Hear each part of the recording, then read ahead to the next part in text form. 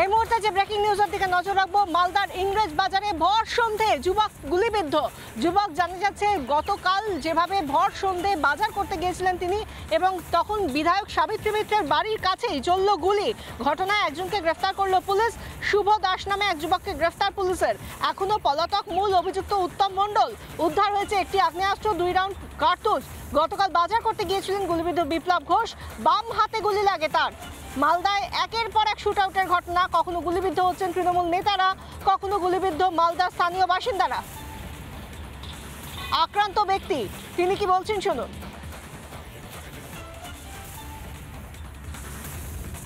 ওখানে কোনো কারণে দুদল মিলে গন্ডগোল হচ্ছিল, কোন দল সেটা আমার জানা নেই। আমি ওখান থেকে বাজার করতে যাচ্ছিলাম, তো আমি ও থেকে জিজ্ঞেস করলাম কী হয়েছে রে ভাই। ওরা 2 রাউন্ড গুলি বাইর করে মদ্যপ অবস্থায় ছিল এবং বহিরাগত কিছু ছেলে পেলে ছিল। বহিরাগতদের এখানে প্রচুর আড্ডা আছে এবং মদ্যপ অবস্থায় আছে। আমাদের যে প্রশাসন আছে সেরকম কোনো ব্যবস্থা নেয় না, নিলে আজকে এটা হতো না। আজকে আমার হাতে লেগেছে, যদি বুকে বা পেটে লাগতো তাহলে আমি এই দুনিয়া থাকতাম না। হ্যাঁ, এলাকায় বহিরাগত ঢুকছে এবং মদ, নেশারু এবং মোবাইল পাচারকারী এগুলো কাণ্ড কারখানায় মাঠের উপরে চলে। হ্যাঁ, যে মেরেছে আমি তাকে চিনতে পেরেছি। ওর নাম হচ্ছে, ভালো নাম উত্তম মণ্ডল, ডাক নাম বলল। আমি ওর শাস্তির দাবি চাইছি, কারণ নেক্সটে আমার মতো যেন অন্য কাউরির না হয়। আমরা শুনলাম যিনি আহত হয়েছেন, যিনি গুলিবিদ্ধ হয়েছেন, তিনি কি বলছেন। এর পাশাপাশি প্রত্যক্ষদর্শী যিনি এই ঘটনার, তিনি কি বলছেন, সেই সঙ্গে যারা প্রতিবেশী, যারা এলাকার বাসিন্দা, তারা কি বলছেন শোনাবো, শুনুন। হঠাৎ দেখলাম যে সব হই হই করে এখানে আসলে, এখানে এসে সব মারধর করতে শুরু করে দিল। তারপরে একবার গুলিও চললো। গুলিটা কোথা থেকে চললো, কে মারলো, ওটা আমরা বুঝতে পারলাম না। যে নেশাপত্র বিক্রি হয়, সে আসে, ছেলেপেলেরা বাইরের আসে। আমরা তো শুনলাম যে এরকম ব্যাপার, এখানে ঝগড়াঝাটি হয়েছে, এই সব নাকি সব গুলিগালা চলেছে, সব ছোট ছোট ব্যাপার নিয়ে গুলিগালা চলেছে।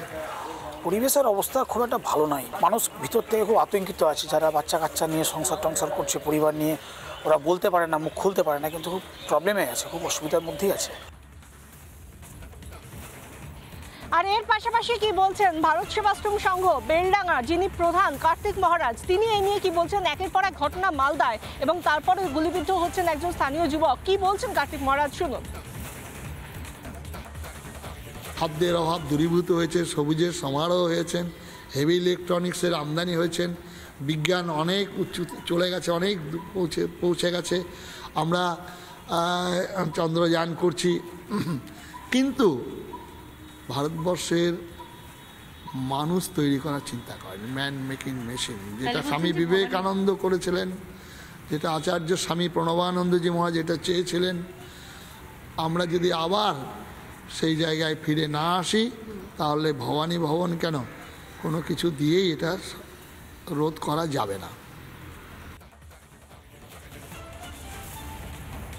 আর এর পাশাপাশি কি বলছেন চেয়ারম্যান ইংরেজ বাজার পুরসভা কৃষ্ণেন্দু নারায়ণ চৌধুরী, শোনাবো, শুনুন। দেশে হোলি উদযাপন হয়েছে, সেখানে টুকটাক গন্ডগোল হয়, সব জায়গায় হয়, এখানে না। এখানকার যে গন্ডগোলটা হয়েছে আমরা শুনেছি, সেটা পুলিশ দেখছে, পুলিশ অনুযায়ী এটা কোনো পলিটিক্যাল গন্ডগোল না। হয়তো লোকাল যা হয় গন্ডগোল, সেটা পলিটিক্যালে হয়নি, আদার্স গ্রুপ বাজিয়ে হয়নি, সেটা পুলিশ দেখছে, পুলিশ অ্যাকশন নিচ্ছে। বিজেপি অভিযোগ করছে ল অ্যান্ড অর্ডার নিয়ে, কি বলবেন। বিজেপির কাছ থেকে ল অ্যান্ড অর্ডার শিখতে হবে না।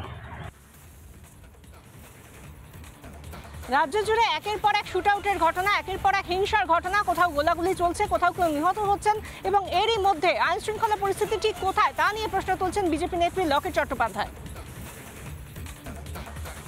লালুজির আমলে যেমন বিহারের অবস্থা ছিল, এখন সেই অবস্থাটা এখন পশ্চিমবাংলায় দেখা যাচ্ছে এই মমতা ব্যানার্জির সরকারের আমলে। এবং আস্তে আস্তে দেখতে পাচ্ছেন যে তৃণমূলে গোষ্ঠীদ্বন্দ্ব, মারপিট, খুন খারাপি, রক্তগঙ্গা বয়ে যাচ্ছে। নিজেদের মধ্যে পাওয়ারের লোভে, সিন্ডিকেটের লোভে এই পুরো জিনিসগুলো চলছে। ক্ষমতার লোভের জন্য আজকে তৃণমূল আস্তে আস্তে ক্ষমতাচ্যুত হবে।